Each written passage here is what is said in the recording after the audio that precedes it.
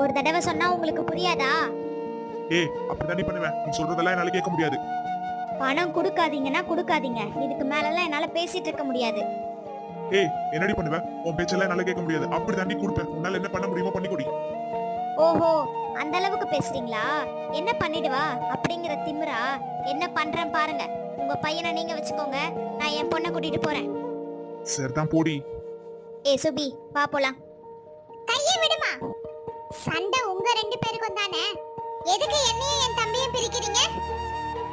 இங்க பாருங்கம்மா, உங்க ரெண்டு பேருக்கும் சண்டைனா அதை நீங்களே பாத்துக்கோங்க. தேவையில்லாம எங்க ரெண்டு பேரையும் பிரிச்சு வைக்கிற வேலை வச்சுக்காதீங்க.